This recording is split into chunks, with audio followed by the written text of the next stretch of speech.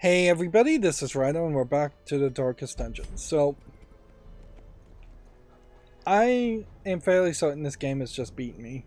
And we've put a lot of time into it. I suspect I've put closer to 50 hours than 30 hours playing this game to get 1.5 teams up to level 6, really. Because while I do have 8 characters that are level 6, there's some duplicates.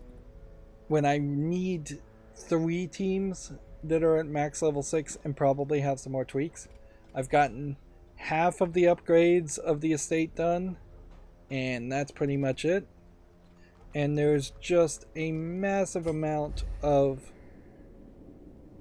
elements in this game with the DLC that I just cannot do. I can't make it even to the boss fights for a lot of these characters at their 3rd level, and maybe there's some trick I'm missing, but I don't think there is. Even if I was surprised by just like a massive amount of success in this Darkest Dungeon run that we're going to do, I just really haven't been having that much fun. So yeah, I just don't see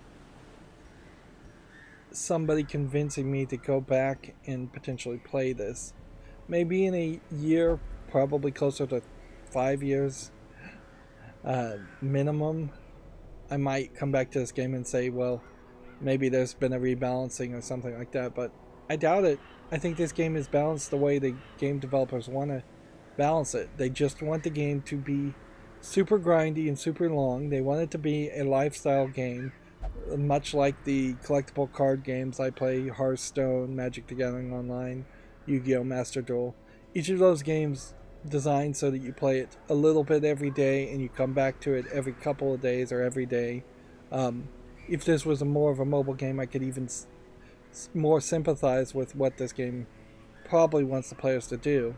But because it was sold as a PC game and an early access PC game that I think most of its fandom exhausted itself and burned itself out before the final version of this game ever was released. Because of that, the way it was presented and the way it was released, I was expecting a linear experience more that you could play in a couple of weeks or even a couple of months and actually defeat, when that's not really the case. And yeah, Darkest Dungeon 2 very possibly is out by the time this episode airs. And I have zero interest in really learning anything more about Darkest Dungeon 2 at this point. If I can't beat the first game, that's all I need to know. In a lot of ways, I probably should have known that I shouldn't have bothered to try and play Darkest Dungeon 1. This is one of those games that a lot of people, probably fans of games like Dark Souls that are super hard, talked about online, and so I assumed there was a level of popularity there that may have been higher than there really was. Let's hop in. If the Darkest Dungeon quest is abandoned, not all heroes are guaranteed to survive. Someone must sacrifice themselves to hold off the fiends during retreat. So you do, that's another thing to point out. Now you don't need keys and shovels. You are fighting, so I could see taking that much for that. And then if you're gonna have a stack of food, you might as well have a full stack of food. I could potentially take like 4 of these.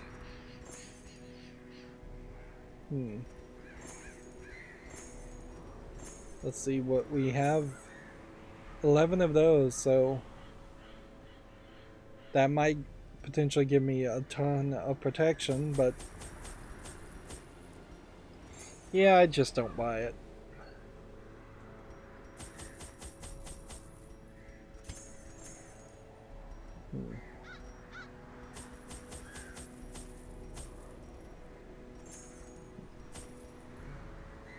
So we could take a bunch of laudanum, which you almost certainly would never use.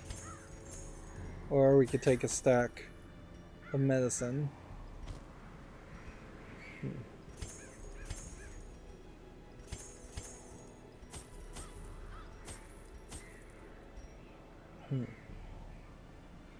Well, that doesn't seem too bad as a loadout. Once again, the stars are right. And the manor sits at the very epicenter of cosmic unrest. I'll spoil Cultists something here, rally to their twisted since idols, I don't think I'm and actually great going to get to the gongs point to sound show in it. anticipation of the coming sacrifices. Far below, life-laden shadows pulse to the unrelenting rhythm of a beating heart. I guess the cultist characters were just in the game from the beginning. The final boss, noticeably, has not been really shown or mentioned. We see this Cthulhu-esque monster in the trailer at the beginning, but that is it. The final boss, spoiler alert, is the Ancestor, the person talking to you, which is not that big of a surprise considering how, as we got even 2/3 of the way through the story, it was fairly obvious the Ancestor who's talking to you, the narrator, is evil. It is just straight walk to the right. The blood of the fallen flows ever downward along these There's titan spires. different visuals here, Fattens itself on your failures. although it doesn't really feel like it's that different. I don't think there's any traps at all. Alright, so immediately we've got new characters we've never seen before.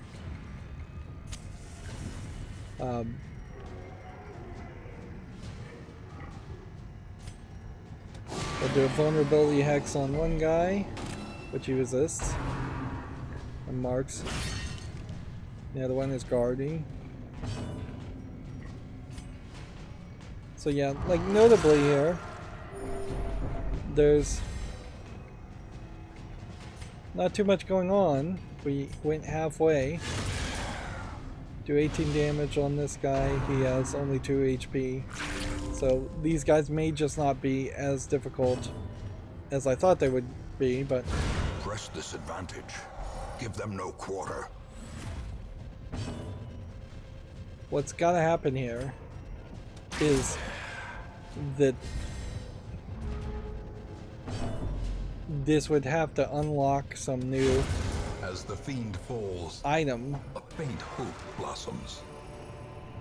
Like that was really, really easy. Like way, way easier than I was expecting. And so that's surprising. Here we have another character.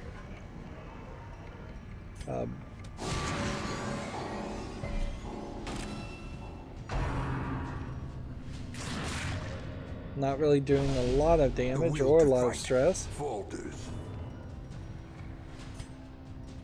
Really can't be that much more of a fight unless this room then reveals another room, which maybe it will.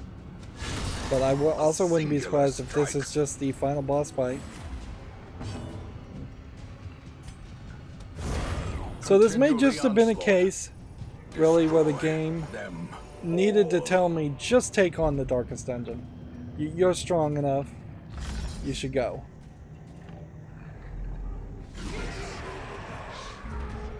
Yeah. Ascended Brawlers, which are also characters we've just never seen. It does paint a picture that there's a level of characters we are totally missing. And this feels like this is a little bit more than even a palette swap. Well, clearly with this character this is brand new, but even the gold here feels a little different.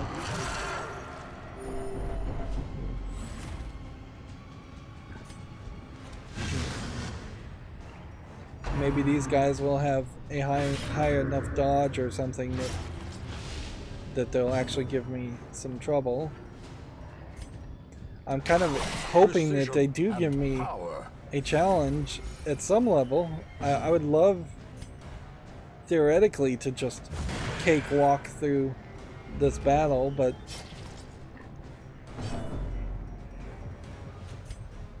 it paints a very weird picture if I do.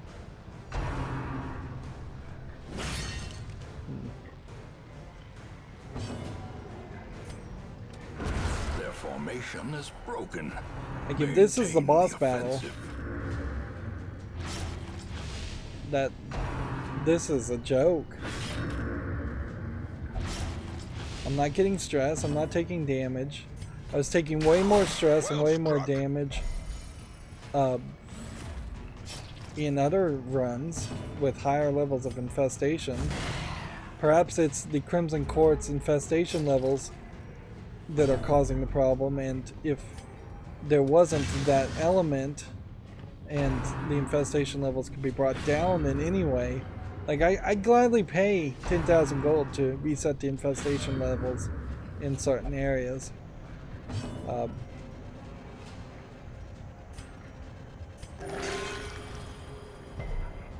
And if this does reset the infestation levels, Confidence surges as the enemy that would be crumbles. very nice. Yep. That was what I thought.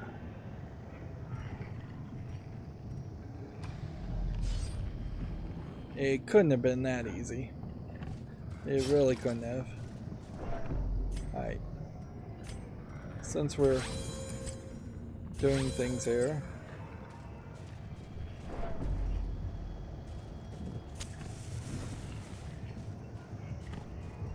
so this paints the picture as far as just not knowing how far in the dungeon you need to go, whether it's 2 rooms or 4 rooms or 7 or 8 rooms.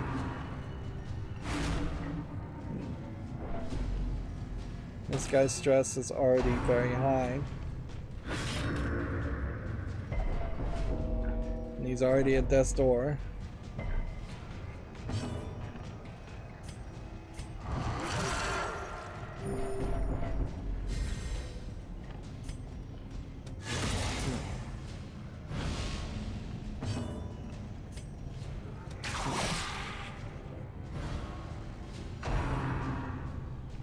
Moving all of those out of order is probably not enough to help me.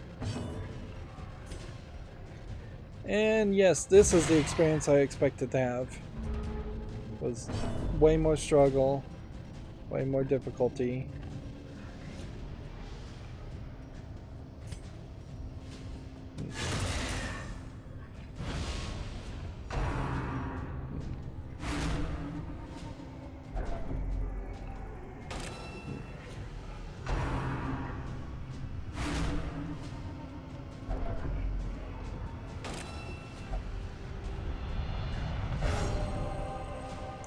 He got incredibly lucky Many there fall in the face of chaos, to reduce but his not stress. this one. Not today. Not really having a lot to say. You would kind of expect, this being new enemies, this being a new area, that there might be some level of new criticism to make or new experience to have, but really isn't any different. Teetering on the brink, facing the abyss.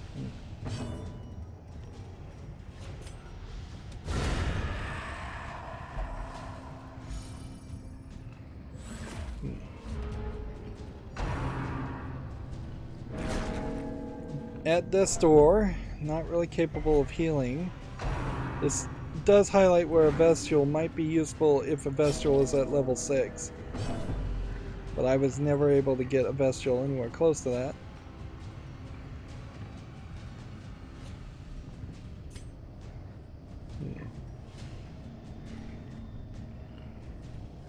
Let's try Rage. That was totally dodged.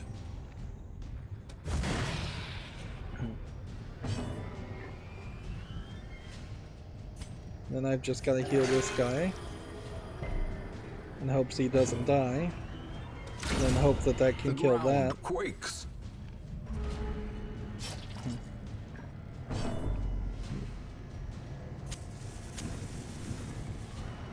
I should have been turning the light up faster.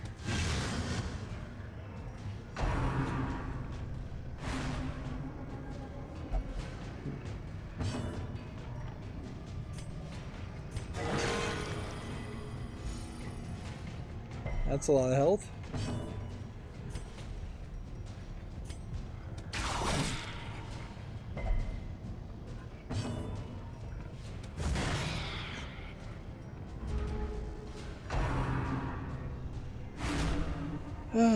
It's still too slow, though. That's what's really killed me on this more than anything else. It's just how incredibly slow the experience is, even when you're winning. Which I don't know if I'd really even say I'm winning right now, but... Ghoulish horrors. I bet I go in this driven room, into the mud. and it's not empty. Okay, maybe it is empty. Alright, so this may just be the boss room. Or maybe not. It kind of doesn't matter though. If we're going to have any chance of survival, the battle may we're going to have to hope for...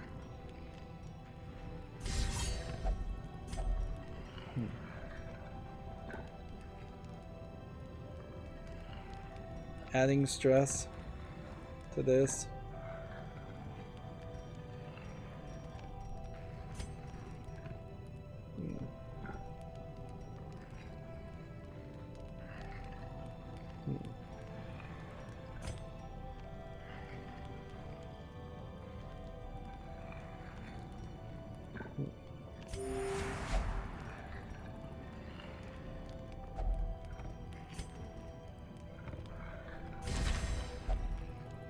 That's probably all we can do.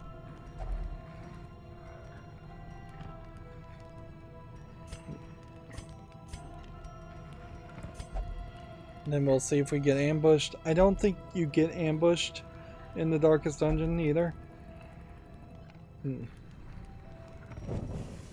way is lit. The path is clear. There is a hallway we here. Require only the strength to follow it.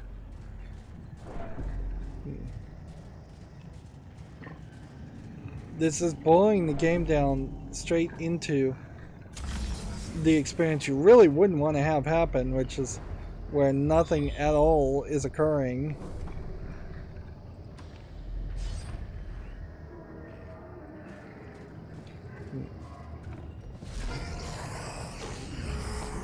There might be a level here if we flee, if we want to kill one of our characters, that it might save our progress and start with whatever room we last cleared. I know that's true for the Crimson Court. I don't know if that's true for the Darkest Dungeon. And his ability,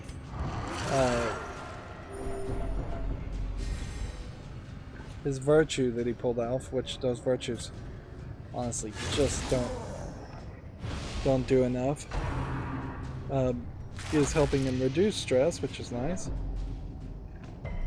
Although I imagine it won't help that much.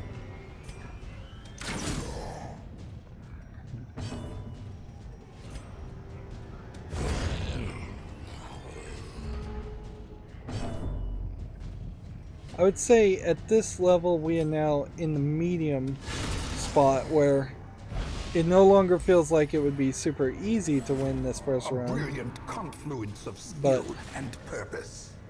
We are still within the realm of actually winning.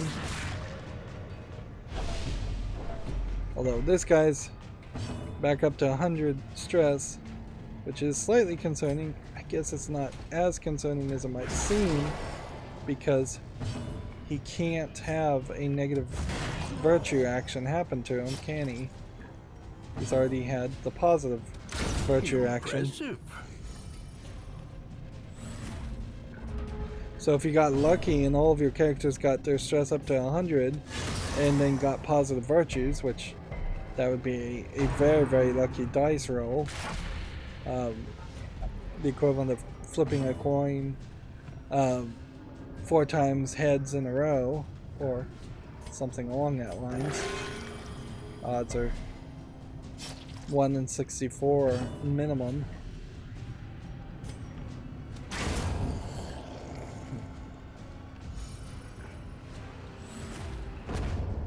You still will die of a heart attack for having stress. A trifling victory, but a victory nonetheless.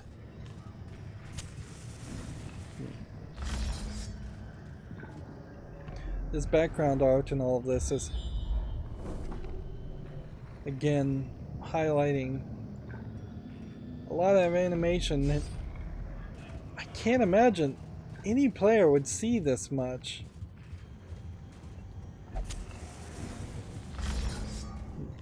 Wasted production value, really. A devastating blow.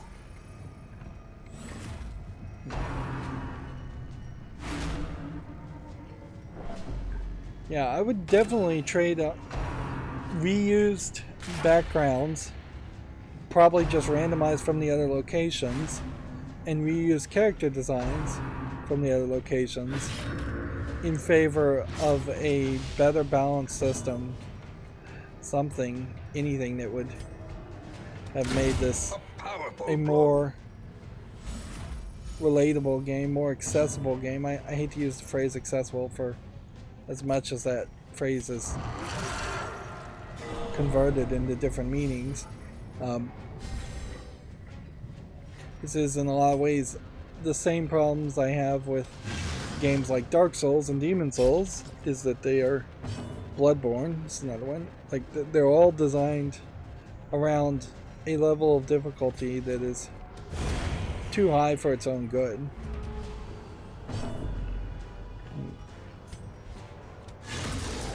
And arguably, maybe there's an influence there that a lot of the Dark Souls, Demon Souls games were designed for Japanese RPG players who have been playing nothing but Japanese RPG type games for their entire lives, and so they are just on a whole different scale of skill. But as a casual RPG player and a casual gamer, for the most part, in the sense that I play on easy difficulties and I'm not trying to be an expert at any one game, this just really kicks me in the gut.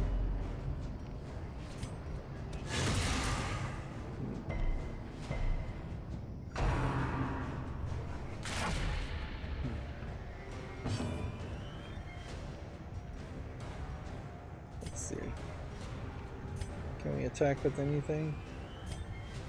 Well, we could do a weakening attack, or we could try and heal. We really didn't get much for healing.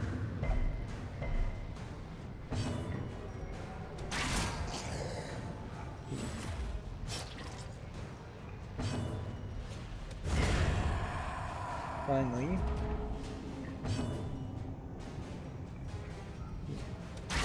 A decisive pummeling.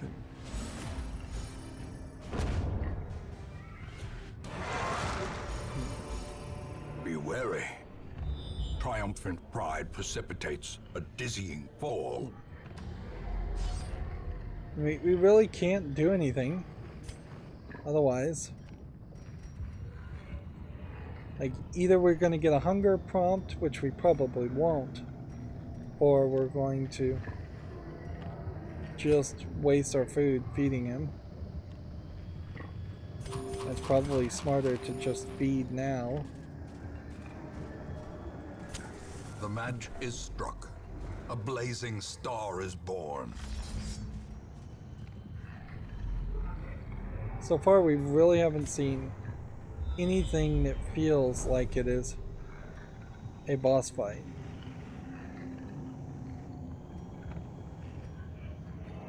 I think the walkthrough said everything is to the right, so just go to the right. Don't take any side trips. That makes a lot of sense, really. Like, there goes our food, and everybody takes stress. A bite of bread.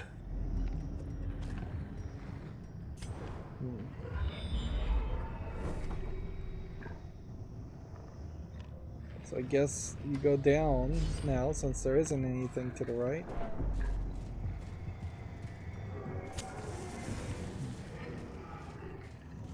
A lot of empty hallways.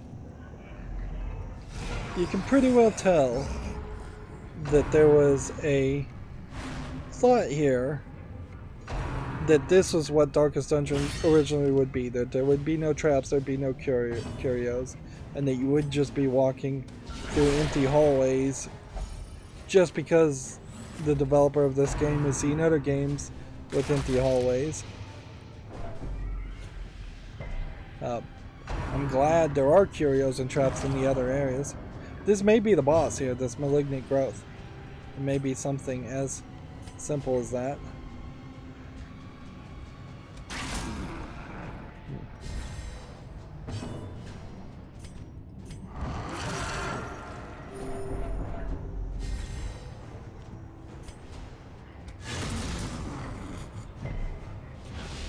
If this is the boss, then I guess the general idea is that this is a throwback to the very first boss in one of the areas that we fought. Which that makes some sense. But it certainly, as far as size and height, doesn't come off as a boss character.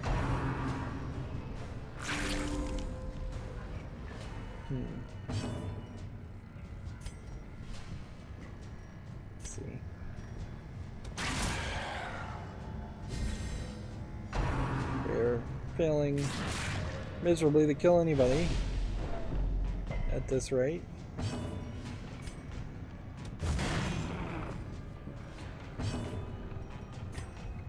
Can I take them both out?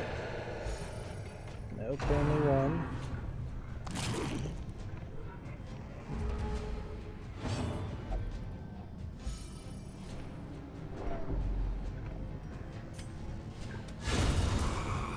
Two down. That's not inherently just killing. Masterfully executed. Killing everybody. Maybe the cultist priest was supposed to be the boss, but I don't think that's believable either. Boy, does this guy not want to heal.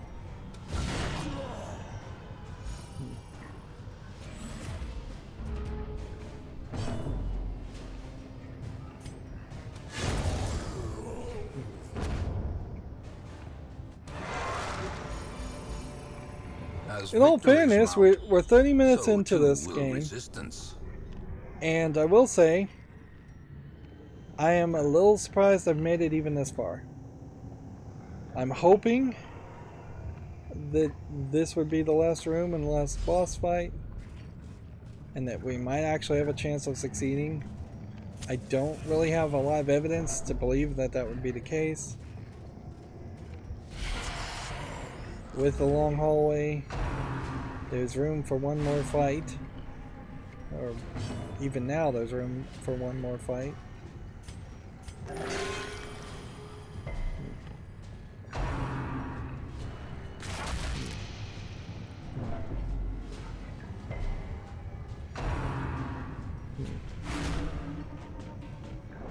Then there's really just nothing else to say. We're out of torches, I think, at this point. Nope, actually we do have some torches still. I hope we have enough torches to make it through the next, to get it to 100 in the next battle, or the final battle.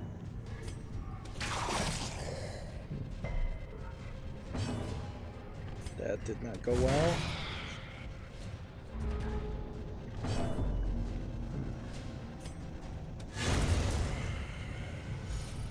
Okay, that puts us in a good position for this fight.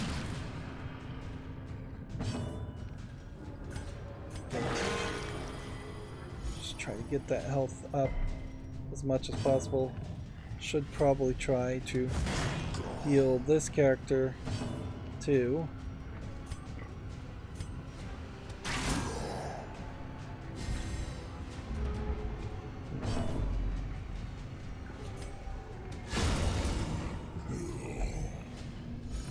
doing crits for 32 damage is nice. These nightmarish creatures I can don't be know if there's felt. much They more you can can be say beaten. other than that. It'd be nice if I was doing crits for 60. Okay, so this is the boss. It's a shuffling horror. It's a reskin of the other boss we had already fought. And mostly the move here is to avoid stress. Accuracy 85, accuracy higher. The shuffling horror here very possibly re-summons enemies. Okay, we also need to go ahead and just start buffing and use the buffs of the holy water.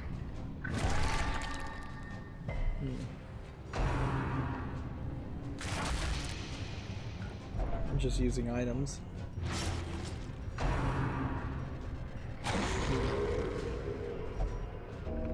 Now everybody is out of order. This is a nightmare scenario. Go ahead and buff here. Go ahead The and light, use a torch. the promise of safety. Go ahead and move here.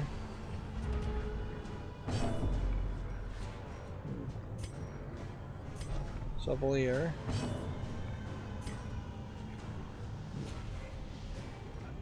You go and buff too.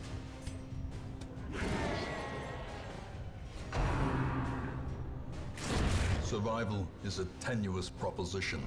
So that's In one this dead. sprawling tomb. And remember, if we're going to flee, we're going to also lose one more character. So it's a guaranteed loss of at least 2 characters now. Probably all 4. Probably the end of the game.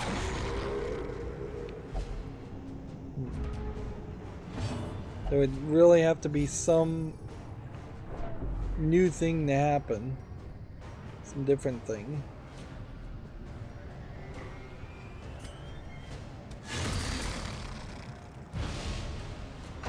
And I don't think knocking that guy back is going to stop him from being able to do his attacks. It'd be funny if it did, and that's all it took, but I doubt it. Resist and a mark.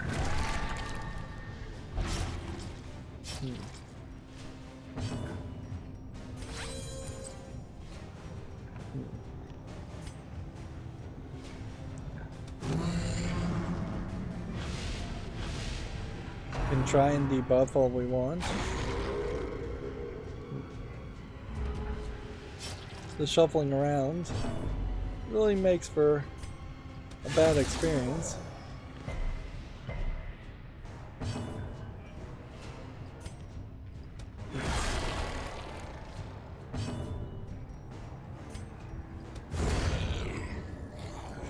Okay, with that character dead, Injury and despondence. nothing Set the happens. stage for heroism It just respawned or it, cowardice. so that there is no benefit in targeting the other character at all. We would just have to hope that we could get a lot of misses, a lot of dodges, and a lot of death's doors as we're trying to kill this character.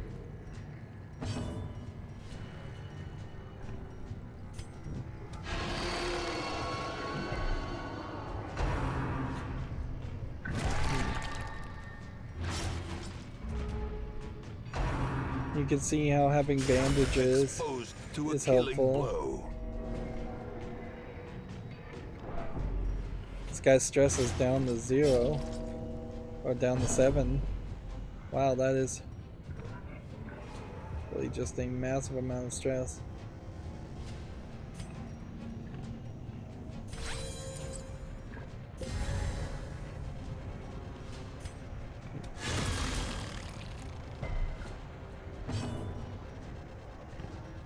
This isn't gonna win for you though. Obviously.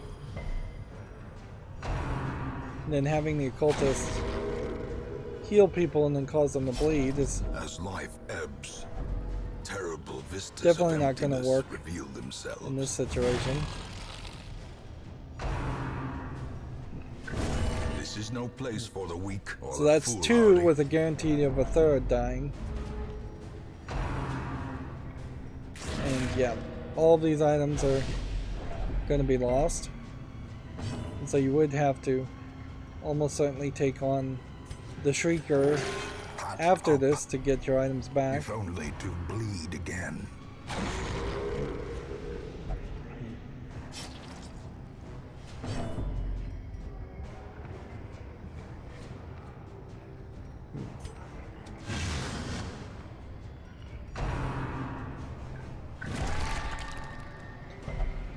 I don't want to come off and say that there's just no way to beat this guy. Obviously there's a way to beat this guy. People have done it. It's just not worth it. You know? You'd have to have gotten every hero class up to 6. You would have had to have become way better of an expert at how the hero class is synergized than I ever did. And you still very possibly would have to grind through this multiple times. Perched at the very precipice of oblivion. There's nothing more I can do with any of these items, so fleeing to sell the gold, for instance, is not really worth it. Let's just try something different, because this is not working at all.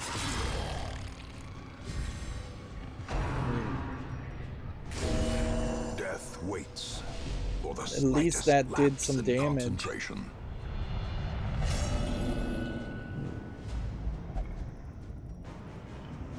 And there's no virtue or anything where Frustration you and fury, more destructive automatically than 100 win. cannons.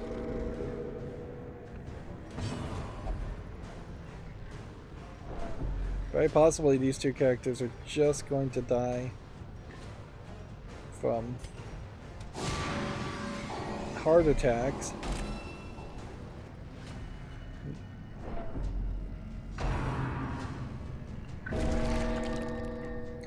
We need to do another 100 damage, which would effectively be like crit on top of crit on top of crit. I just got some achievement. I don't know what the achievement was for. See, he resists stun, so attacking that way. Another life wasted in the pursuit of glory and gold.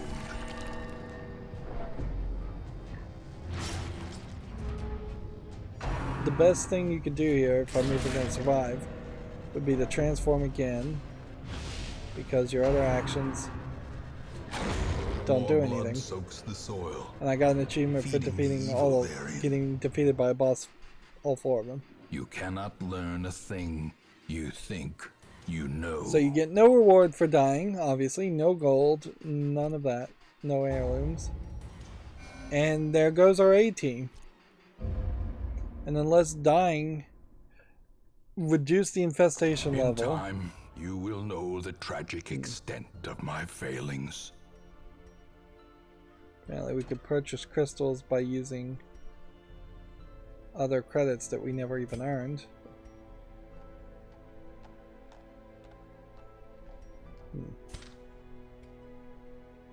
Okay.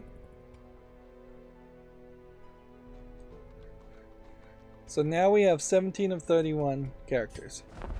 We come back here, it throws us a bone and gives us 4 new level 4 characters. And bloodshed. And actually I'd probably struggle to find level 0 characters at all. I don't have any upgrades, I don't have any gold. We are on a self-destructive suicide path at this point. There's nothing else we can do other than take on the darkest dungeon again and see if something's different. We can see the infestation level has not gone down. We could take on the Shrieker to get items back instead. And that would buy us a week for no real reason.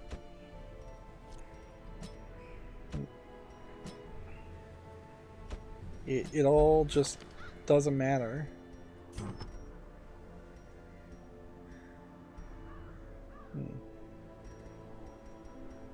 And this that adds stress shouldn't be used. And in this time, I'm just gonna hold on to all of these items and choose to keep them. And we'll throw in this one too. So I've got characters here that have massive amounts of stress, and I'm just gonna send them to basically have heart attacks and try again. Can't afford anything, so you leave it at that. Once and again, then, the stars are right. unless And the manor sits progress at the is very kept, epicenter and we of just cosmic start unrest. at the boss battle, Cultists rally you to almost their certainly have twisted no idols, chance of and succeeding great now. gongs sound in And we didn't anticipation succeed of the coming before, so we didn't really sacrifices. have a chance then either. Far below, Well, we had a chance, but we failed life-laden that chance. shadows pulse to the unrelenting rhythm of a beating heart.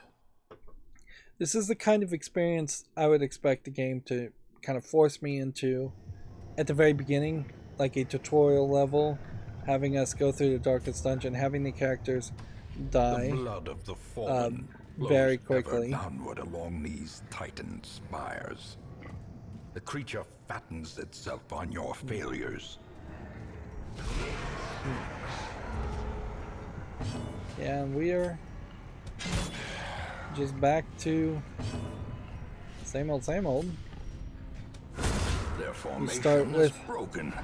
Maintain the What offensive. seems like we may just run into the same enemies every run.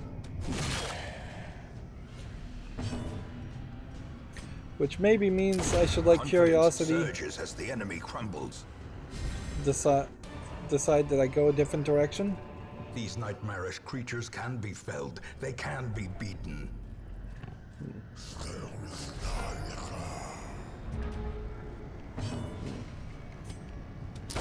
A devastating blow.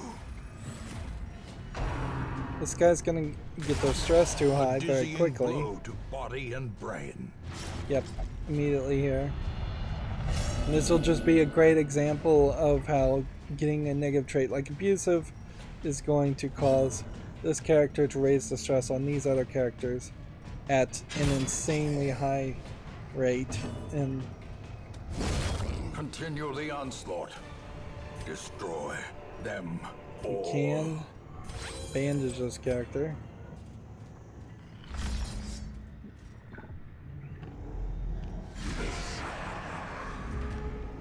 Does just seem like it is the same group of people, so that you would get better at this or kind of understand what you're up against. As the fiend falls, a faint hope blossoms.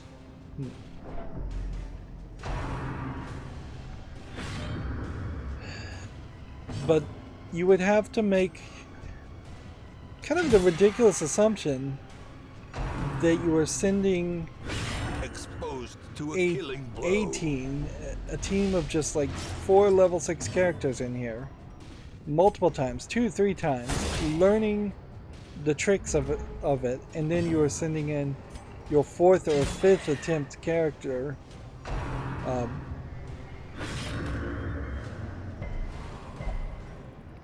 think I'd like to see a speed run of somebody speedrunning this game, because I suspect the speed run for this game Press is this somewhere close to like 12 Give them no hours. quarter. Like, because I can't imagine any way short of a glitch or a cheat to speed up the process. And that's why I often like to watch other people do speedruns of games, is to see if they're doing a glitchless speedrun, how fast the experience really can be compared to an average player's experience. Although for, I'd say at least 2/3 of all the games that are speedrun, Success there aren't so any ways to clearly really in speed it view. up by that much. Or is it merely a trick of the light? Alright, we'll go the other way and see if Possibly there's some reward that I'm not thinking of.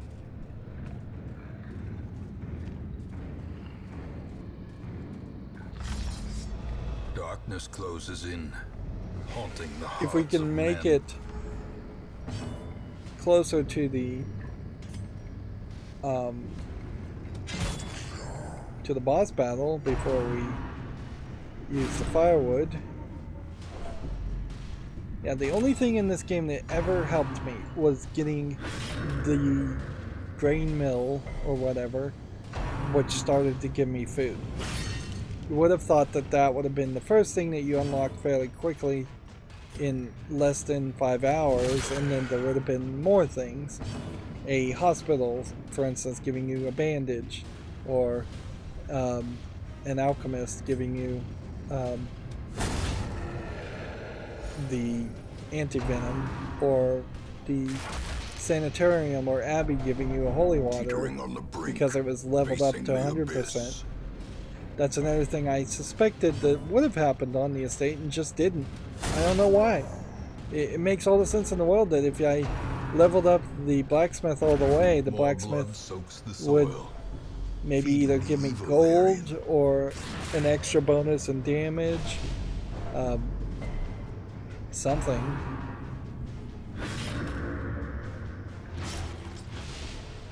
I think this is a good way to end this series, though. You know, if I gotta make lemons out of lemonade, let's just take on the darkest dungeon with every single character in our roster. It'll just become increasingly more ridiculous as we get further and further away from our goal, as we see the characters die. But just slaughtering it, ruining my save file, which kind of doesn't matter, losing all items. Let's just see how far we can devastate the experience. Seize this momentum. Push on to the task's end. That seemed like that was just basically the same fight.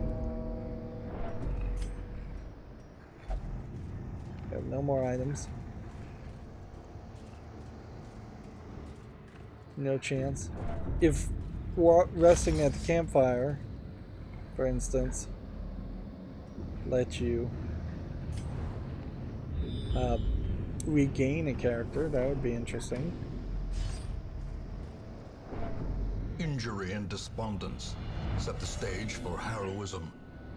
You're almost guaranteed a fight that will end in failure. And having the light levels down, it's not going to help you in any way because you're not getting loot. It'll give me more player crits, which maybe that would help, but I doubt it.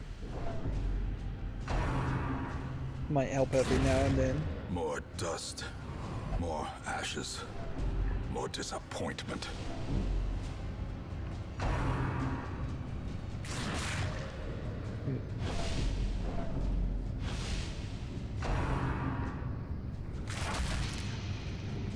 I guess the question here to ask, just to keep it interesting, is if we retreat from combat, skirmish may be lost, and then but the abandon quest. Won.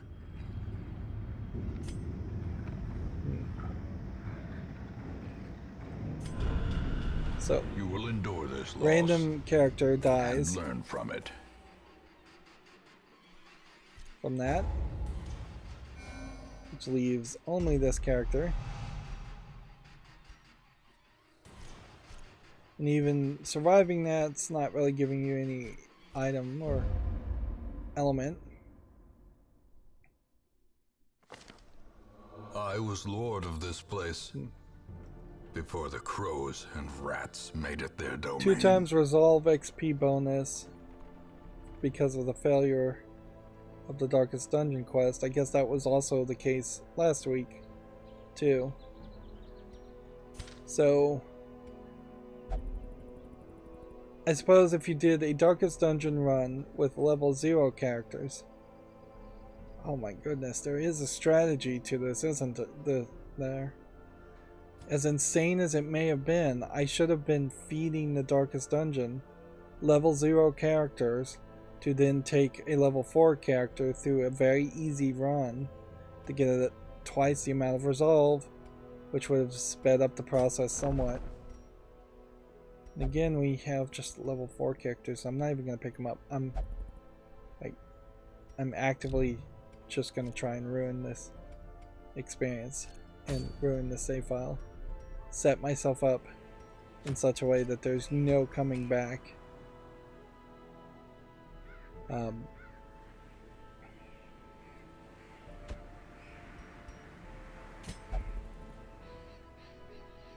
So yeah, if we sort by level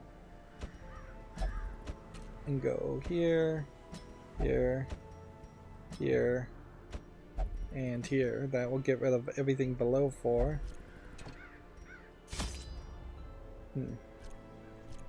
The thing I wanted to see around this is, once again, if I the stars are right.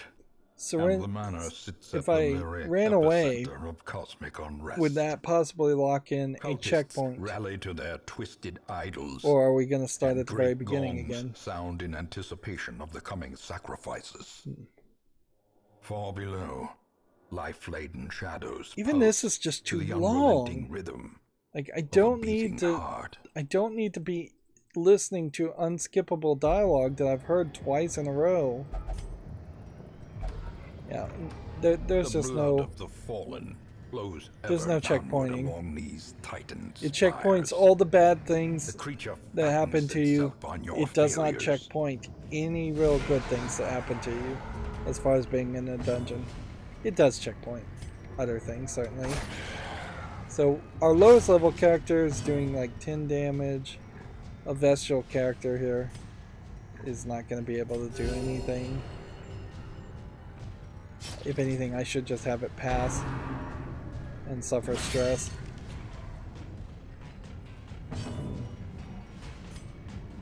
Our character is... I mean, it's not the worst experience in this first fight, but you definitely aren't going to win with this. Continue the onslaught. Destroy them all. And I think the stress problem is what's the thing I'm not really paying attention to. I'm fairly certain all these characters are just going to gain stress like crazy.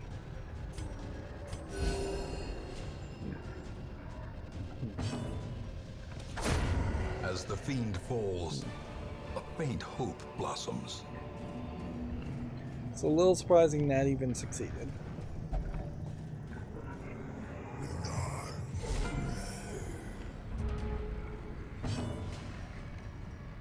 This goes to show part of the problem too with having final boss areas and having it be repetitive, how somebody struggling is going to have way worse of an experience than the game developer who's probably become an expert by the time he's making the final boss fights.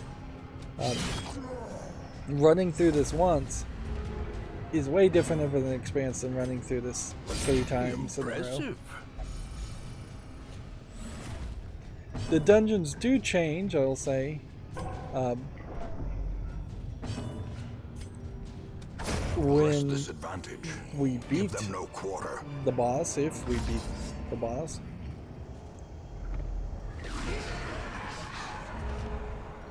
I would kind of expect at this point, this is where you would start to really fail. These guys are gonna have enough opportunities to actually attack, and they probably are going to do 30 damage. Well, that wasn't as high as I thought it would be. It almost seems like there might be a bit of a balancing action here. Unnerved, unbalanced. But not enough of a balancing action. The walls close in, The shadows whisper of conspiracy. It's very possible, and I'm not even going to try to investigate it because I don't really have a way of knowing. It's very possible that I have not seen 2 or 3 of the enemies in the other regions. I'm fairly certain I've probably not seen at least 2 the way it's laid out.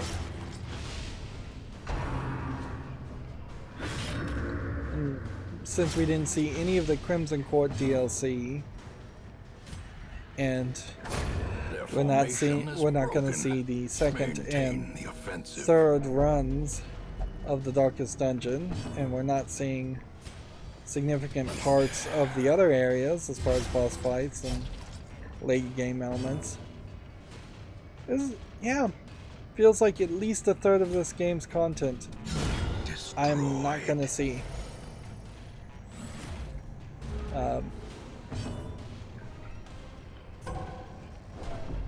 I'm just passing just to speed up the process. I could certainly stretch this out and try and heal with the Vestal character more, and it may get me one fight further.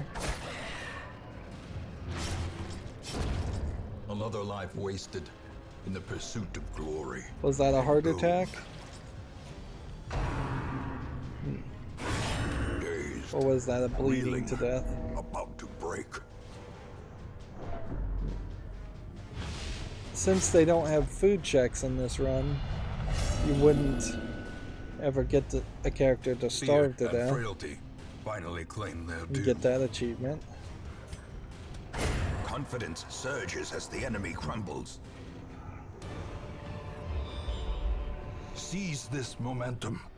Push on to the task's end. I guess the question to ask here is, if we lose more than 8 trinkets, is the Shrieker going to pick and choose what 8 trinkets you get back, or is it just the last 8 trinkets that you lost?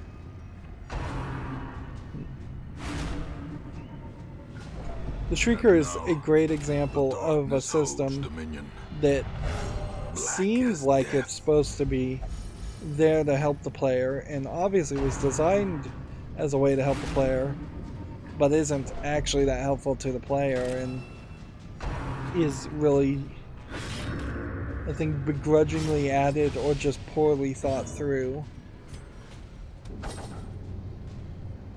Honestly, if I was a Dungeons and Dragons player and I had a dungeon master that was making a dungeon like Darkest Dungeon, where all the players' characters would die and you'd end up with like new character sheets at the final boss fight,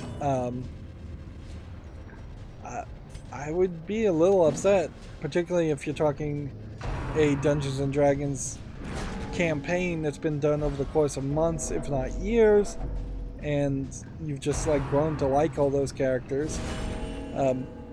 It's not completely unheard of for an entire team to wipe, but it is kind of dust, more ashes, for lack of a better term, dick dungeon mastering to make something that's really designed to kill your characters. And I think a lot of Dungeons and Dragons groups tend to take their characters between campaigns, heart, brain, and body. So it's not crazy that there would be a character sheet from a Dungeons and Dragons person who they've played as that character for years and years. You will know the tragic extent of my failings. Experienced hero for hire, if we had the right resource, which we don't. Yeah. We've possibly seen the Necromancer Lord. We haven't seen the Gibbering Prophet. We've seen the Hag Witch. We haven't seen the Brigand 16-pounder, I think. We've seen the Swine God. We haven't seen the Formless Flesh. We maybe saw the Beguiling Siren, but I think we may not have. We saw the Brigand Incursion once. We've never seen the Miller or the Sleeper. There's really no desire here to try to level up anything more.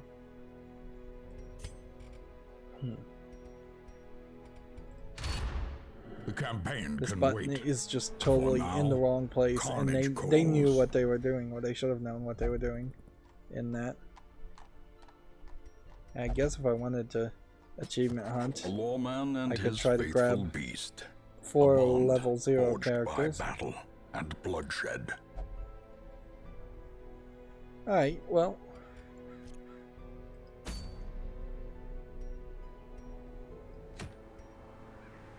Eight of your lost items always. A lot of these characters would be here.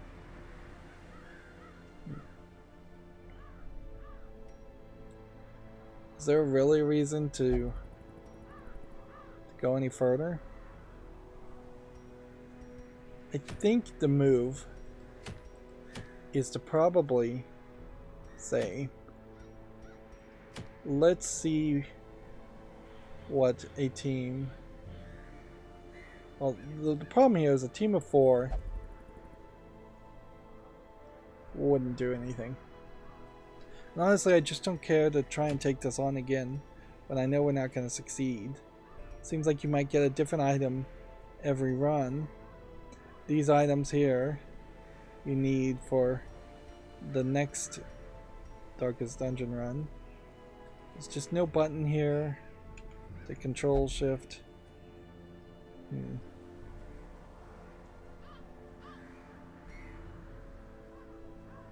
We could do this.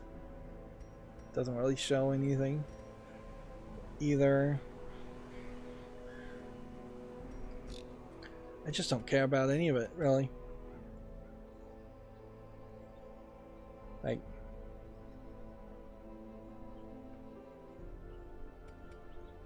let's try a different tactic, and let's see what would happen if we, say, took an antiquarian and an antiquarium, but you apparently can't have 2 of those at the same in the same group because they're different levels.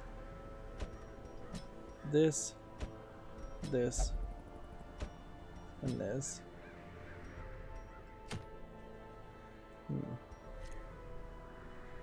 If we were to go here, forget the trinkets. If we go here, and if we were to just immediately abandon it. Recover these lost shipments of rarities, that we may prevent them from falling into even less scrupulous hands. At 40 gold each with an We antiquarian, fall so that we may learn to pick ourselves that up doesn't once really help again. you. It's not going to give you any XP. It's not going to do anything other than give you a week. In truth, I cannot tell how much time has passed since I sent that letter. But I guess I might as well go for 4 more weeks. And see if we can go.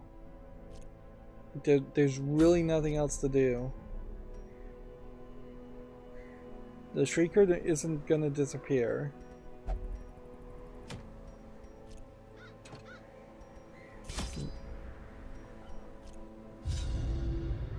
Under the blood moon, Of course, I the lured problem my wide-eyed prey to the pier's with edge. doing any boss Before she fight, could if you're just properly gonna appreciate her leave position, it, I clamped on a manacle, chaining her to the leering idol. A small I'd have to push was listen to sufficient send both this into the dialogue, so you icy definitely waters. wouldn't want to do that. And when at length the tide receded, jewels of the most magnificent grandeur lay scattered upon the shore. There needs to be an occult stone in the estate I where you could always just wondered what became of the unfortunate sacrifice little waif. people. Great adversity has a beauty. 35 It gold. is the fire that tempers. And it's kind of pointless to even be chasing All after the decadent achievements. horrors I have seen pale in comparison to that final, crowning thing. I could not look, nor could I look away. Let's see. It's just gonna be really hard to get level 0 characters.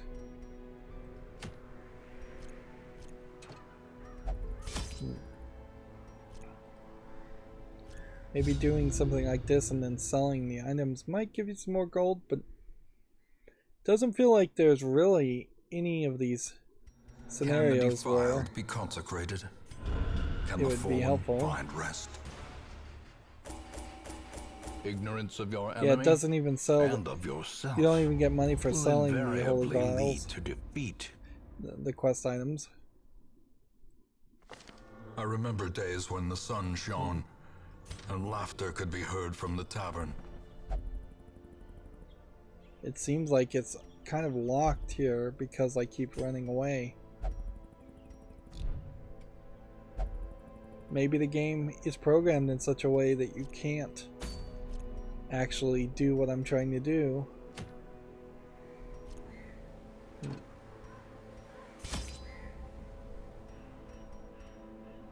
Because you would think that there would be some kind of trick here.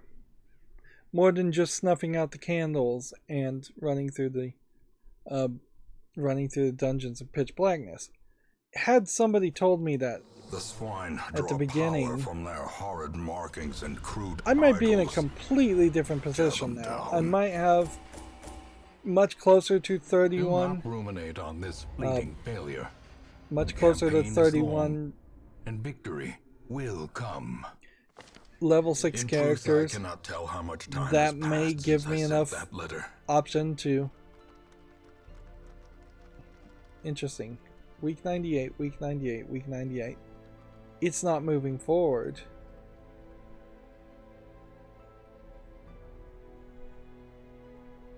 Because I'm running away. So I have to play. That's why this isn't changing either. So no cheating. This is basically what the game is telling me. Once I've again, got to actually play. the stars are right, and the manor sits at You the think there very might be epicenter an of achievement cosmic for unrest. taking certain Cultists characters rally to their into twisted the darkest idols, dungeon runs, but and I great don't think there really gongs are. sound in anticipation of I the definitely coming am not getting the sacrifices. achievement for beating the game, and Steam only Far highlights below, achievements for life-laden shadows pulse going, to the unrelenting rhythm getting 100% of of the a beating achievements, which heart. makes achievements really stupid, you know, on Steam, which is achievements are really stupid anyway, so all's well with the world, I blood suppose. of the fallen flows ever downward along these titan These characters spires. all have The creature way too much fattens steam. itself on your failures. Stress because they ran away. So you might think that there would have been an achievement for having characters that were Eradicated. at 100 stress when you started, which that's the only thing that did go up. Another prime example of like it locking in the negative when you ran away by giving you stress but not giving you any kind of counterbalancing positive of saying the week's going forward so you can pick different characters, or so you could, or getting any kind of extra gold or The walls close in. stronger The shadows characters. whisper of conspiracy.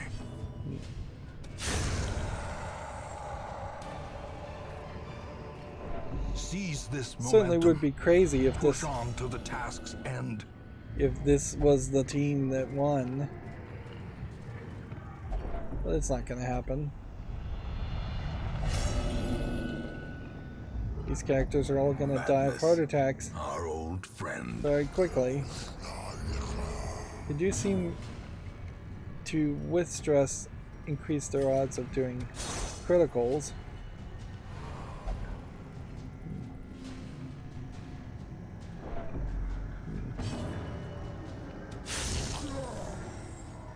But even getting a critical is not going to let a level 4 character win against the final boss on this dungeon.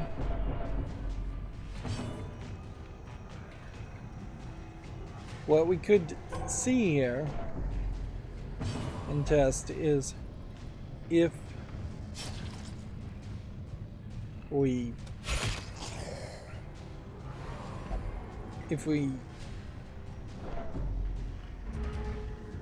I forget what I was gonna say, really.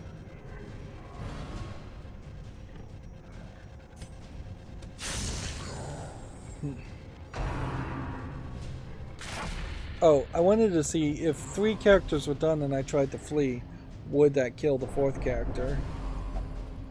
And so we can experiment with that, I guess, to do something different. Press this advantage. Give them no quarter. I did definitely have a theory that having 2 shield breakers in the front and doing that dash attack back and forth would potentially be a nice synergy, although there are basically, it seems,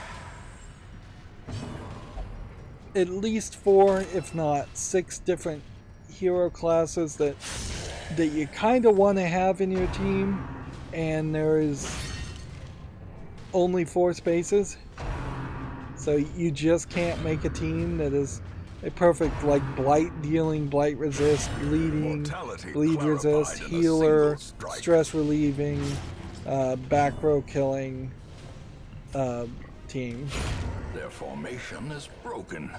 Maintain the offensive. There's an attack I never have even used in this game.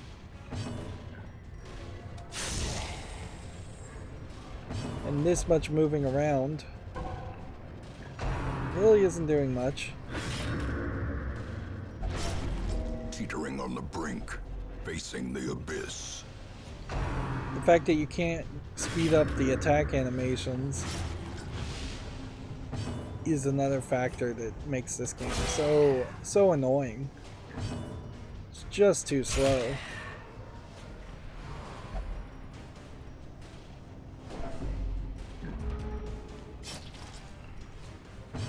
I do suspect, and that within the next 5 to 10 years, we will see a Dungeons and Dragons game that comes with a screen of some sort, not perhaps even a touch screen, but just a monitor that's really flat and unfolds into the Dungeon Master's little blocker so people can't look at his notes and his paper, that they'll digitize that.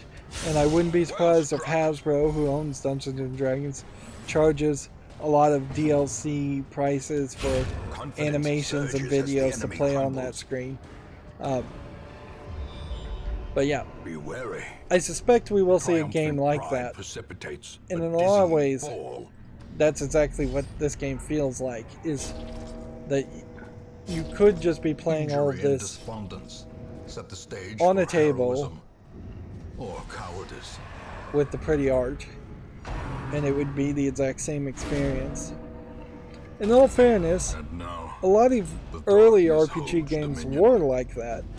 It really was just a direct conversion of what you would have experienced around the table playing Dungeons and Dragons in a digital format.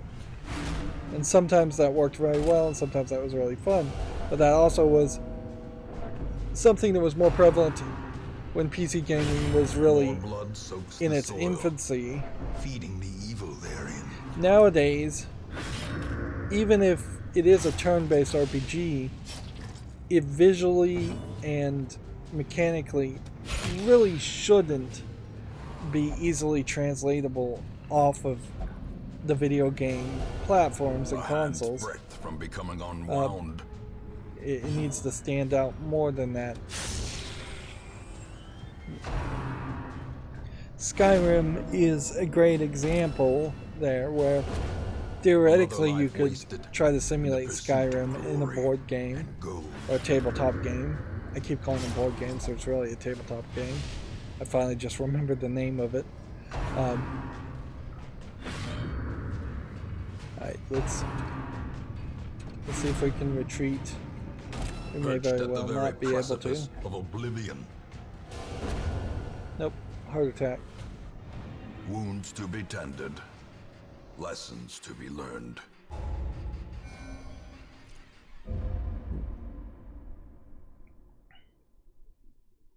Yeah, Skyrim really wouldn't I was work. lord of this place before the crows and rats made it their domain.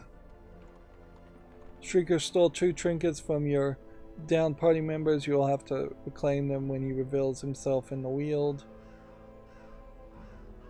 And yeah, that's just all week 98. So we're now at week 99. Do we have...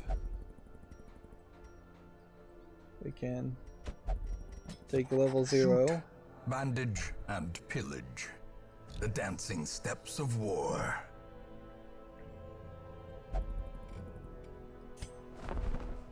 You know, I complain about this game wasting my time. And I have to make the realization here, and that going any further would be wasting my viewers' time. I just don't want to do that. We really can't do anything or go anywhere. We could certainly try to start over from the beginning, but honestly, you'd probably be better off starting a new save file, turning off all the DLC, and just beginning from the idea of upgrading the blacksmith in the guild to get stronger characters as quickly as possible. Don't bother upgrading the nomad wagon at all, because that was absolutely useless. Don't bother engaging with these weapons, because you just won't be able to do that until New Game Plus. Pretty much this is all New Game Plus content. Don't bother upgrading the taverns or the sanitariums or the abbey. Don't for a second think you're going to be able to rely on weekly events. They just don't happen well enough. Like, ideally, you on easy would have wanted to see a weekly event happen every single week. Don't bother trying to rely on upgrading any of these buildings. And noticeably here, if I could just reset the infestation level, this save file would still be very playable. We've got plenty of level 4 characters. We could get more level 4 characters. It's not that crazy. Let's see if we can toggle actually the Crimson Court, and at least that's something new to look at. So enable view DLC, enable that, go this way, and see if that helps us at all. As far as seeing any of that, I imagine it won't, because my understanding is you need the In time, gatekeeper. you will know the tragic extent of my failings. I don't think there's any new buildings that the Crimson Court adds. It kind of sucks that these buildings are not like visually visible on the main screen, or that there's not a button somewhere in kind of our empty space. Yeah. So here's the courtyard, and that's literally all you can do with it at this point. We have to find a gatekeeper. Gatekeepers are kind of anywhere. Could be anywhere and everywhere. There are several like roaming bosses, but I don't think there's any real hint that you'd run into any of this. This does look like different items, potentially for boss fights, which that changes the experience.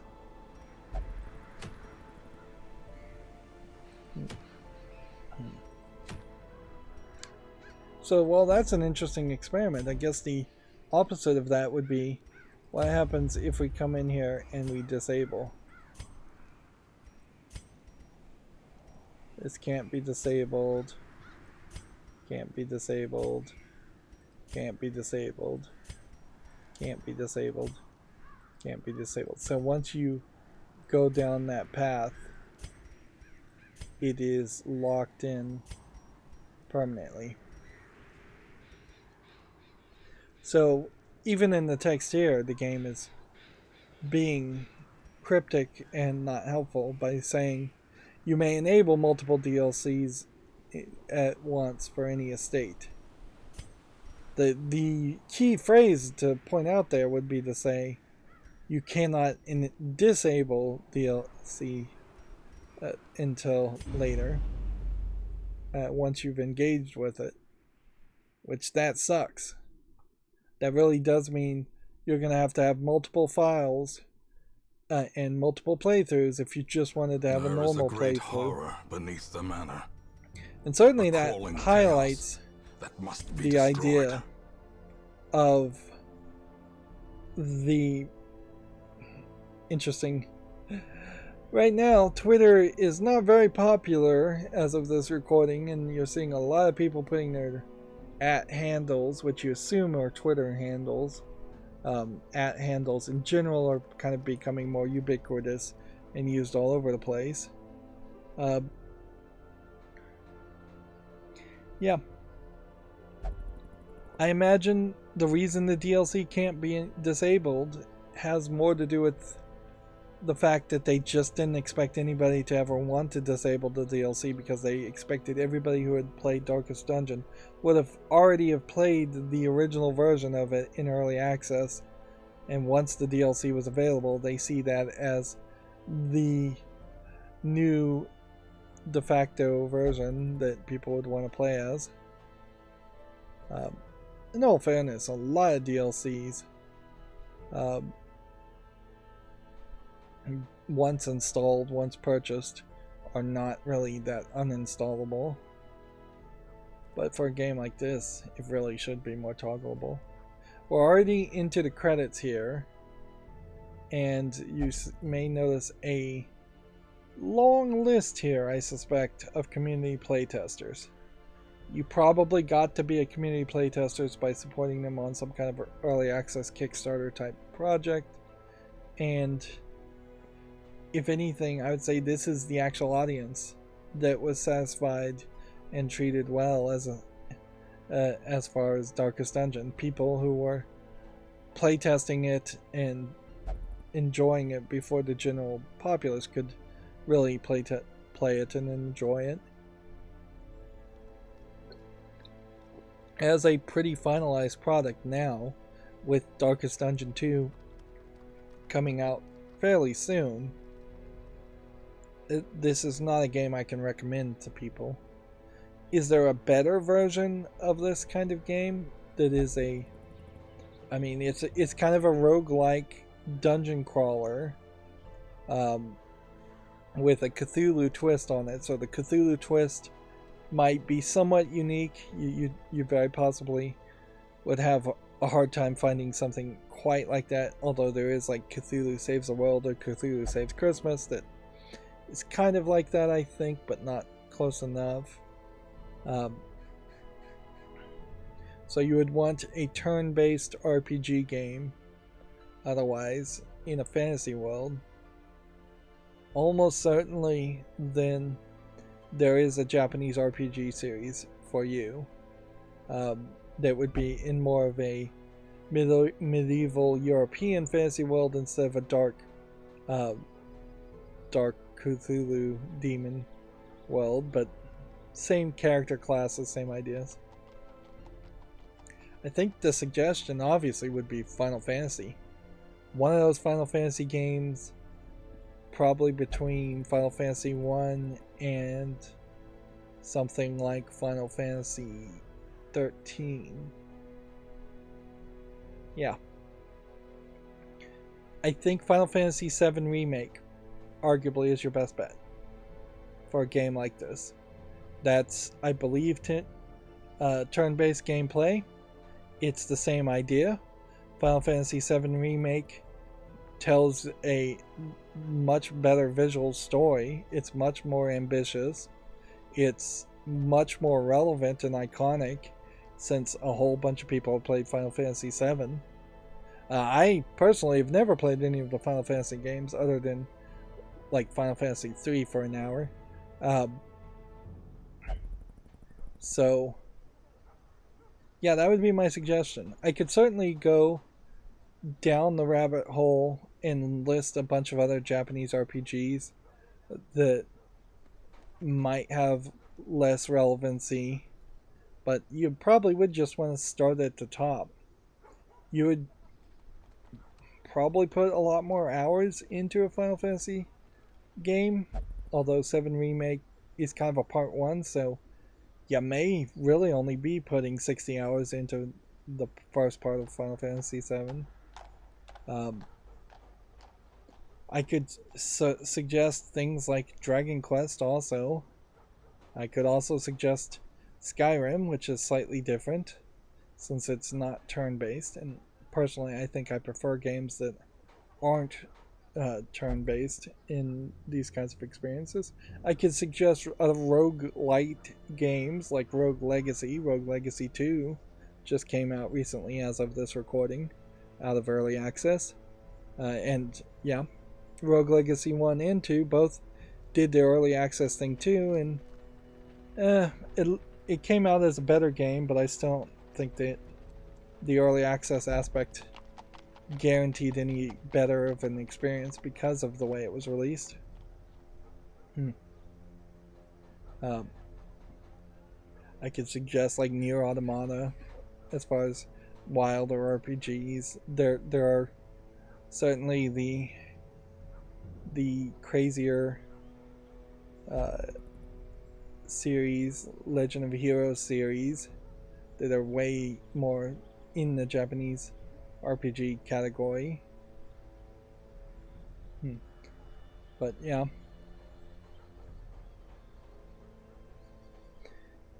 this game I suppose is kind of boxed in with a lot of examples that aren't quite exactly the same, but are better in their representation of what those games are, which it's perhaps a little unfair. Man, this is just a long list of special thanks people, or yeah. This is all Kickstarter people, adventurer tier, and these are just all the Kickstarters, and we can see how much this is going to go with 2 columns, which honestly you should just break it into 3 columns at that point. But yeah, this game came out during the height of madness around Kickstarter, before people started to realize that almost all Kickstarters, whether they're video games or some other project, come out way too late for a normal investor's desire. People want to see things come out within a year or two, when investing in things can result in total failure and it never coming out, or it can result in something coming out a decade later, past the point where anybody even remembers they supported the Kickstarter.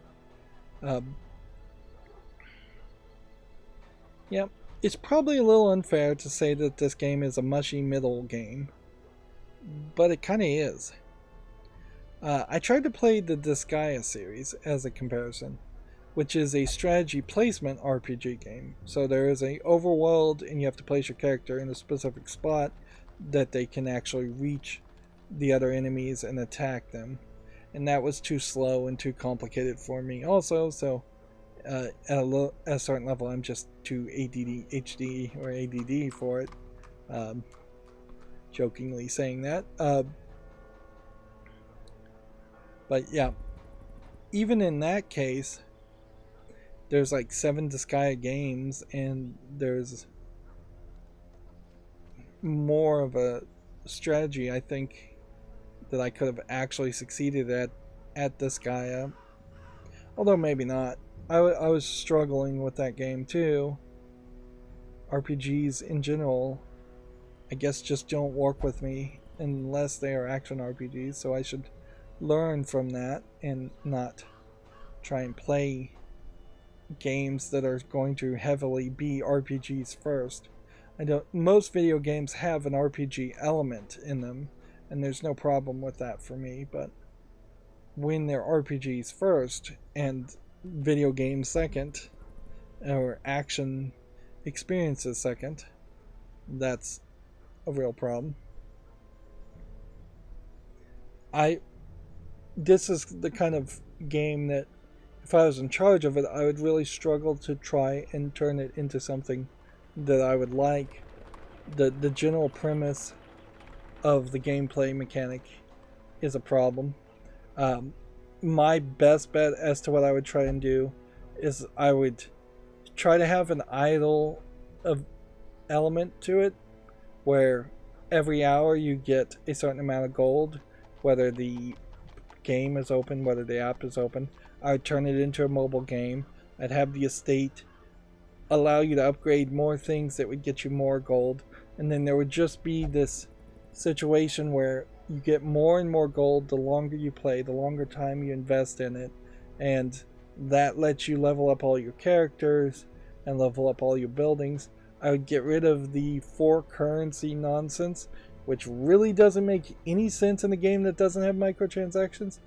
Only mobile games that do have microtransactions, or games in general that have microtransactions, should have multiple currencies, and they really shouldn't have multiple currencies, but I can understand why they have a free gold and a premium you've got to pay with real world cash gold. But once you start getting into a third currency, a fourth currency, a fifth currency, you're just confusing the issue for no reason. There's no reason whatsoever that I couldn't have just been picking up crests throughout this whole gameplay, and then it was just larger amounts of crests would be needed to upgrade each building. I would, in turning this game into a mobile game, I would have the battles move forward automatically. I would have an auto mode for a certain. It's not that hard to program. Go to the right on the map, and if there's a split, flip a coin and go one direction versus the other direction. That's easy enough to program. When you get in a fight, do an attack action, and if that attack action, if there's 4 attack actions available, then do one of the 4 actions at random. If there was an auto mode, and if you could send people out automatically to dungeons, and that they would just do the dungeons over and over again, and then you'd come back the next day and see that the characters had gained some gold and some resources that way. And that could be a whole separate gameplay mechanic. There could be manual play, and then there could also be sending out your extra characters. It is ridiculous in this game as it is. The vast majority of the 31 characters you can have will always be idle. You can only have 4 characters per week doing anything. That's insane. They should be doing something somewhere to benefit the estate, to get you a little bit more gold, or to train to get more experience. The fact that there's no way to get experience other than succeeding at runs is so simplistic. And a game at this level of complexity, which is not that complex, the story definitely is nothing. The music is alright, but not really that impactful. It's just this one song that we're hearing as we're still watching the credits scroll for all the Kickstarter people. I really hope these people were satisfied with what they invested in here, because I'm definitely not satisfied with it. I guess at a certain point this might be another element of the dangers of Kickstarters affecting how game development goes, because very possibly this is a game that was either developed by committee in the Kickstarter early access phase, or this is a game where all the money had already been secured, so it was, let's just put out a somewhat polished final product and take the rest of the money and run. It would be, I suppose, intriguing to see what Darkest Dungeon 2 changes or adds I suspect Darkest Dungeon 2 will not change much of anything. It will just be Darkest Dungeon 1.5 or 1.1 with slightly different visual skin changes. There is definitely a problem with having over 2/3 of your credits committed to thanking people who kickstarted the game versus people who actually programmed the game.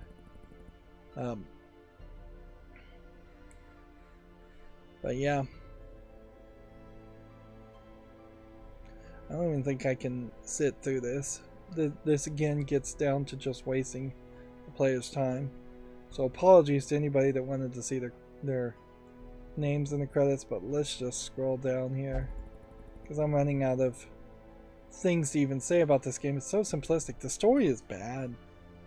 Like, this kind of game, this level of game, I would expect it to be something like the Moeiro Chronicles series, I think is what it's called, which is a Japanese RPG dungeon crawler game. It's usually a dungeon crawler game that doesn't really have that much polish to it, but it tries at the very least to have anime waifu girls that fans of the series like to look at and like to have stories around them. But yeah, that even in that case, I think I'm talking about Moeiro Chronicles. I may be thinking of a different games, actually. But yeah, this game feels a lot on that same level, where the story is kind of dumb and the gameplay is kind of dumb and it's kind of repetitive, but at least in the Japanese Moeiro Chronicles, they have some fandom, and I guess there is also the Kickstarter grew some fandom, although I certainly can't see any real fandom after you've played this game. I can't think for a second you actually care about the Ancestor or like him. They spent the entire story slowly trying to reveal that the Ancestor is evil, when it's kind of fairly obvious even in the first cutscene that he's evil, or at least desperate. And since all the characters don't have any personalities, that really kills it. There needed to be some secondary characters that ran the estate, like a really likable manager who ran the estate and would talk to you and try to give you pep talks, a really likable bartender or priest at the abbey, or nurse at the sanitarium, or blacksmith character. Like, each of the buildings was an opportunity for them to give another character, and it didn't have to be named. Well, giving them a name would be very nice, but it didn't have to be voiced, is what I meant to say. Like, but they certainly could have popped up lines of dialogue every now and then when you entered in there, and given you special quests to go and do. It would have made a lot of sense to go to the blacksmith, and then the blacksmith telling you that he's lost his favorite hammer in the ruins. Go check the ruins and find it for a big reward. There almost are quests quite like that, just not directly depicted that way. So you're not getting other prompts or calls to action. You're just having to embark and then look at it. Oh, I really cannot also skip over how incredibly awful the interface for this game is. There's just no excuse for it at all. I would definitely hire a user interface, user experience.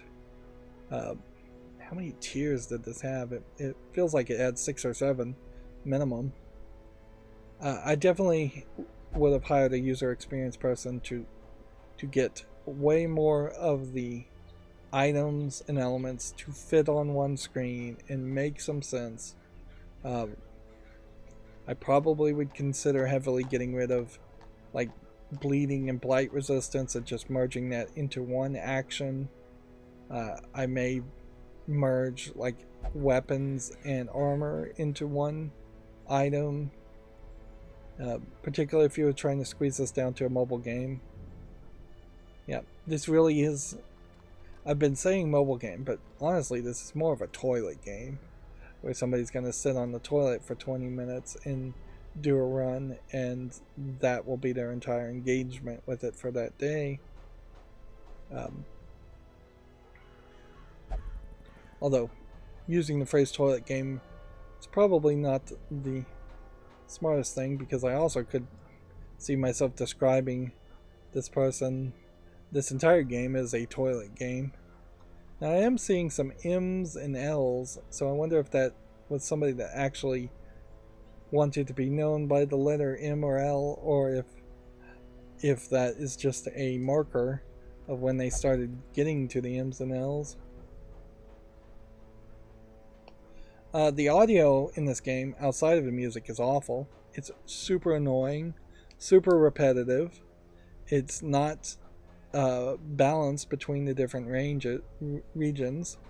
So this game will forever be remembered by me as the game with the annoying wolves howling nonstop when you're in the Weald.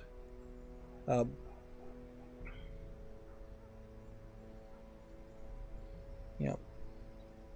We're hearing background noise even now of just like horses trotting and crows crowing, and there are no horses in the game at all.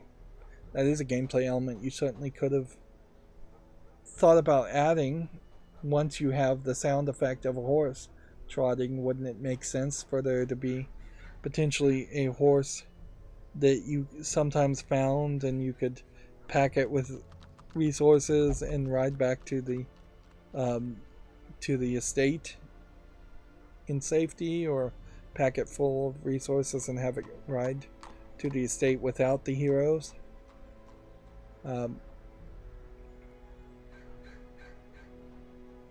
Well, that's the end of the credits. It doesn't go anywhere or do anything, and it just closes.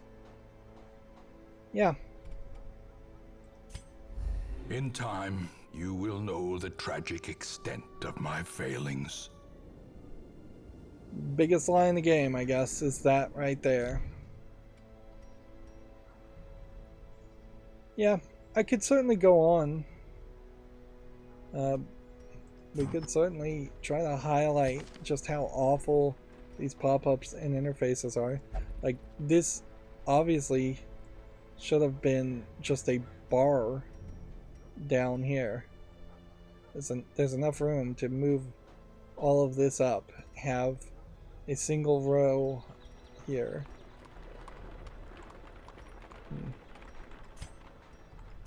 I never even saw this button here. That would have let you switch between heroes. Camping skills, way underused. Half of the attacks are way underused. There's totally room for optimization to just have every hero class have 4 actions, and that be it. Have room for 1 weapon/armor set, room for 1 trinket, if even that much. The gimmicks around this game, around stress and quirks and negative quirks and positive quirks, might as well not exist. They just don't play a role that much. Stress, when you're in a environment, is in a dungeon, is effectively just a secondary health that's less predictable, which makes the game worse.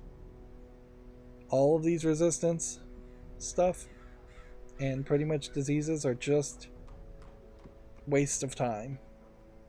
Just get rid of it all.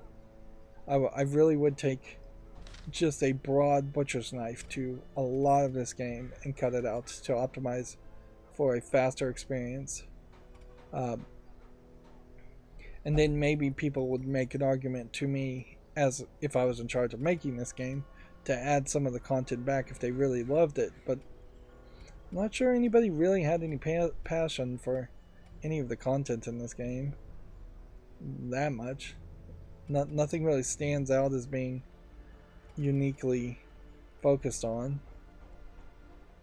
I'm going to get overly critical, I think, more than I need to be at this point. I'm sure a lot of people are going to disagree with this opinion and say that I didn't give the game a fair chance because I didn't give it enough time, or because I played it wrong, which arguably maybe are fair complaints as far as how I played this game. But then I would clap back on that and say, if I played the game wrong, it's because the game didn't bother to tell me how to play the game right. And inherently, that's where they lost me. It was in the first hour, 2 hours of playing this game, when they weren't explaining things and they weren't giving any pop-up hints to say, hey, maybe you want to upgrade the blacksmith before you upgrade the nomad wagon. In all fairness, there was a lot of text that I didn't read. But then there's a lot of text that's just not there either. Like, there's definitely room here for there to have been some text that pops up around these characters. And the reason you see these characters at all, almost certainly, is because they were used as advertisements during the Kickstarter. Some animator was paid to draw this character, so this character ends up in the game looking very similar, exactly like they were originally animated, and then they don't really play anything. I wouldn't be surprised if there were Kickstarter tiers that said, add a blacksmith, add a guild, add an abbey, add a sanitarium, add a tavern, add a stagecoach, add a memories, add a nomad. I wouldn't be surprised if everything on this screen would have not been in the game at all if it hadn't been so well kickstarted, and that then the game would have just been going to the darkest dungeon and only going to the darkest dungeon and running through very short random runs that weren't going to have anywhere as many characters.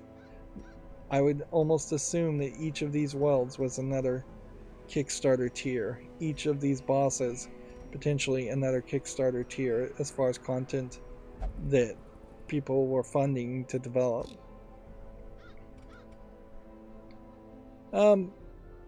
Anyways, I'm gonna leave it at that. There's a lot more I could say, but it's not important stuff. I didn't like Darkest Dungeon. I'm gonna be real careful to play anything quite like Darkest Dungeon ever again, because this was, for me, it feels like a big waste of time. I really hate to give up on a game before seeing credits and beating the final boss, particularly in a game that's going to give me an easy mode. But I can't bring myself to care anymore about this game and invest any more time. So yeah, that's going to be it for this series. I want to point out that there is a playlist tab on my YouTube page somewhere, wherever they moved it this week, and I have a playlist for every other game I've covered, so maybe that will show you the kinds of other games I've covered and enjoyed, which I've enjoyed most of them to some level, and at least made it to the credits of most of them. Otherwise, I, as always, ask you to like and then share and subscribe to my channel. Click the notification bell if you really want to get notifications, because all of that helps me with the YouTube algorithm, which is a cruel mistress, to say the least. And then if you want to follow me on any social media sites, which I have no idea how many of those will even really exist in the next few years, I do have a bunch of links down below to follow me on those services. And then if you want to support me even further, which would be greatly appreciated, there's a link down to a Patreon, which sometimes is enabled and often is not enabled. Or you could just friend me on Steam and cut out the middleman, gift me a gift card or a game off my wish list. Thank you for watching. Have a good evening.